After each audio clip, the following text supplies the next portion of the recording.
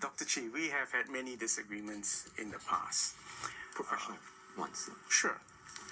My question to you is, what is the total bill of all the schemes that you are proposing? And in particular, not only the total bill, but how are you going to allocate it to the taxpayers? And specifically, how much and to whom? Now, I know you said, the 1% or reintroduce estate duty and all that, but I think my voters want to know what the total size of the bill is and who bears it.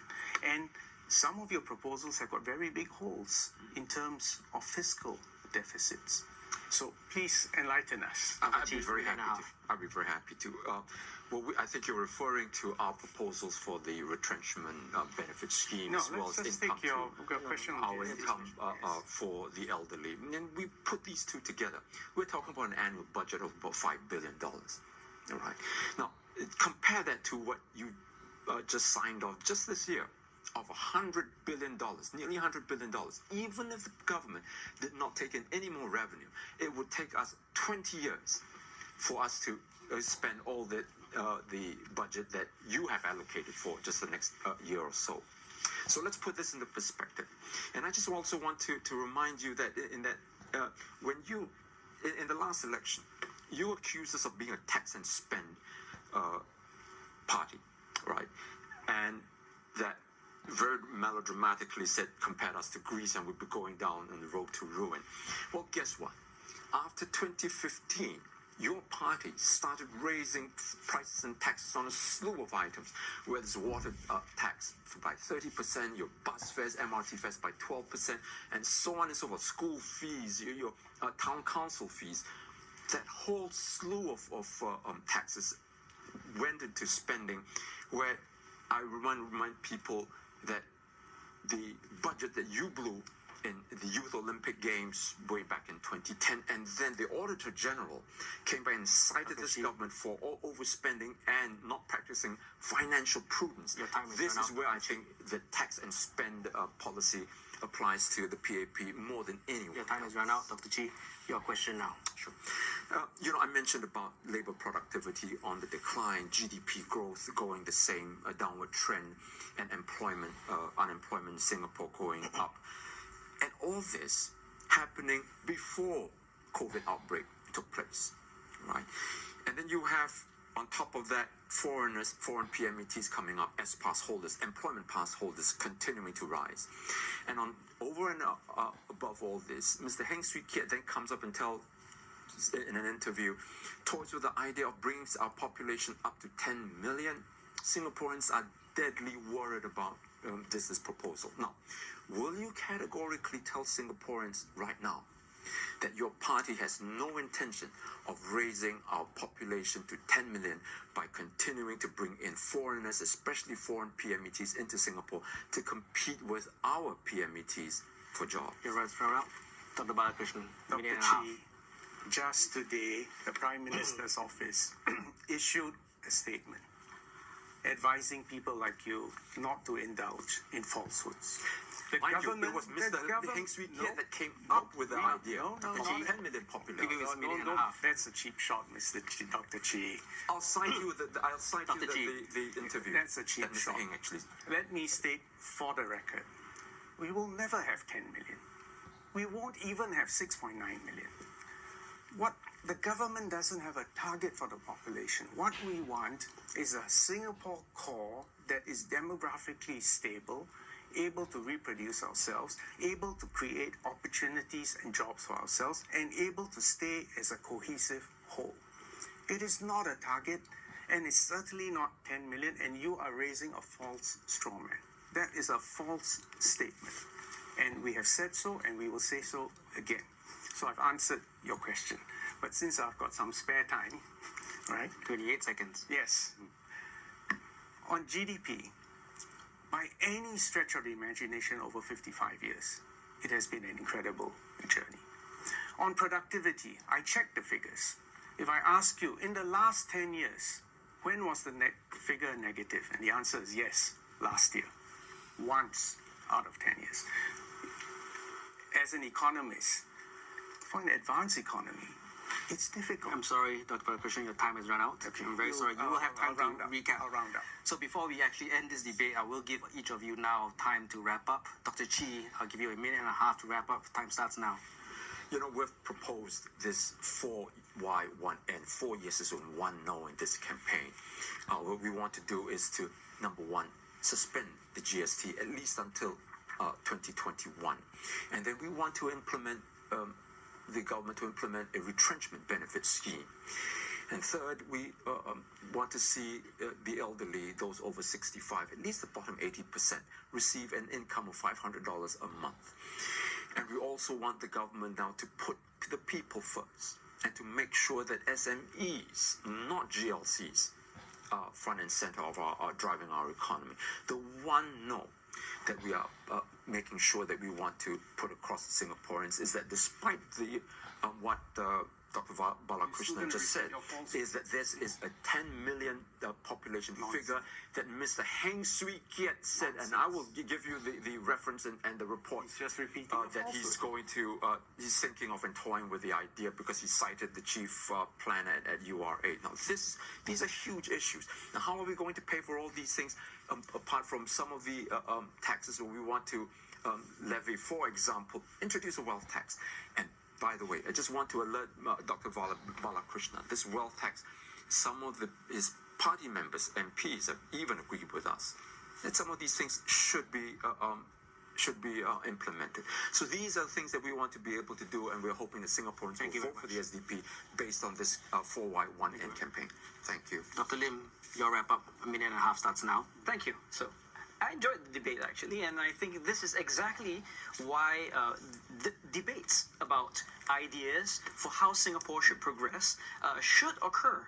And I think it's also clear from this debate that the PAP does not have a monopoly on the best ideas on how we should bring the society forward. Now, the PAP has argued that this election is really about giving them a mandate to bring the country out of this crisis. And they need this mandate in order to do so. Now, the truth is, the PAP, in all likelihood, will have this mandate by the end of this election. And I think that what we are trying to deny the PAP isn't a mandate.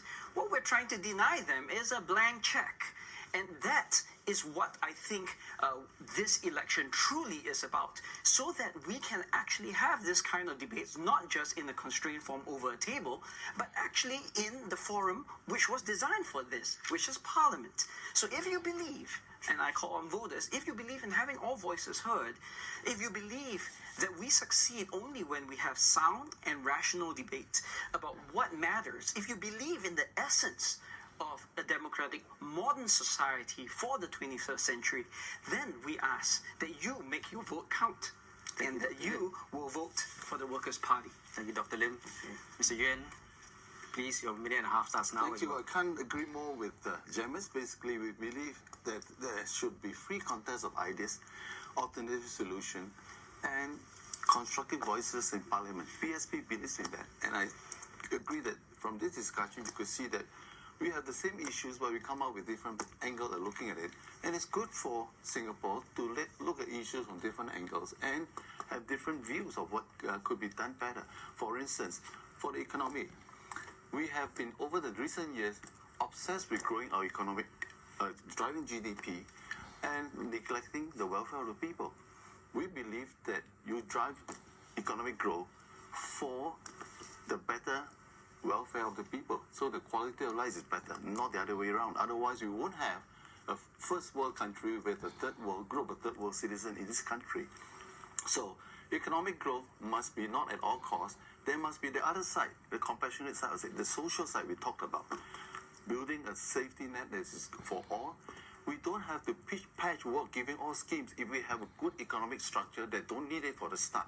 For instance, the CPF is soaked up by your SDP saving and healthcare, so much so that you have not enough fund for retirement. If we have good policy, we will have enough fund for retirement from the very beginning, as was intended for the CPF. We can even draw our CPF earlier. and there will be less hardship and no need for all this patchwork of giving Thank you subsidy. very much. Thank Time you. has run out. Dr. Balakrishnan, your 4.5 minutes to wrap things up starts now. I'm afraid I have to deal with Dr. Chee's falsehood again. No 10 million. Fact. Next point. I don't think you have been open with our people. GST.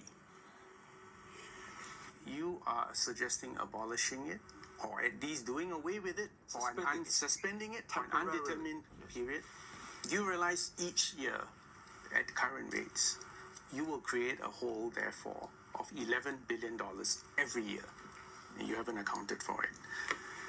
You then throw away things like wealth tax. You've mentioned estate duty in your product. Now, in all these things, have a care that you're not actually engaging in class warfare and you're not trying to divide our society. I believe Singaporeans remain a united, cohesive people, and we want to uplift everyone. Don't indulge in this. Don't take it out against people who, through no fault of their own, have been somewhat more successful. Jamus, I completely agree with you and Mr. Yuen. The PAP does not claim a monopoly on wisdom. The PAP is not afraid of an open contest of ideas. We do so in real life, during campaigns, we do so online, and we do it in Parliament. I hope you're aware that whatever the outcome of this election, there will be more opposition members in the new Parliament than the current Parliament. And these members, whether they win the seats or they come in as NCMPs, have full voting rights, including amending the Constitution and voting votes of confidence with or against the government.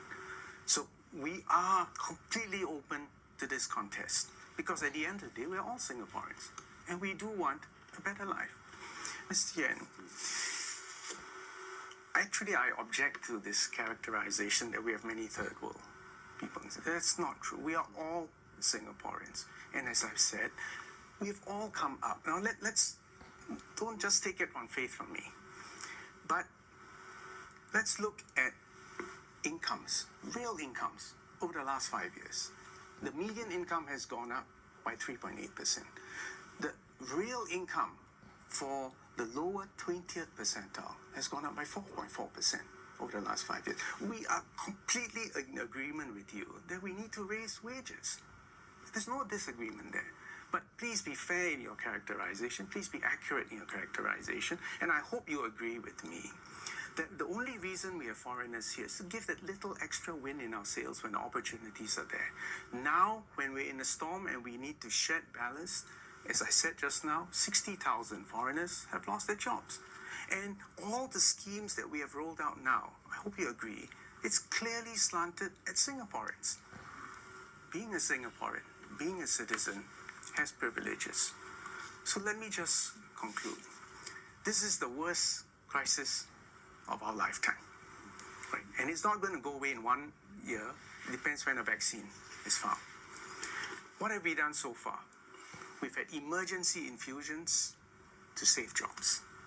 We have moved 4 budgets to keep our businesses afloat, especially our SMEs, in order to keep jobs for our own Singaporeans. We have had emergency measures to protect our public health in these measures. We are continuing to accelerate this necessary transformation that our economy has to undergo because of the digital revolution. You asked about problems or slowdown or even challenges before COVID-19. Yes, those challenges are already there. We live in a tough world, superpower rivalry. It is a more dangerous world, a more disrupted world, a more divided world, and one where the technology stack is being divided, and one where the formula for peace and prosperity for 70 years is at risk. These are the brutal facts of life. So I don't promise any quick and easy answers. The PAP offers honesty, complete transparency. We will take all ideas. We will work with you. You can trust us. So please vote for the PAP. We do seek humbly your mandate, and we will emerge stronger and more united. Thank you very much. Gentlemen, thank you so much for being here tonight. Good luck to all of you on your campaigns. To all of you at home, thank you for staying with us as well. I'm Jamie Ho. Thank you and good night.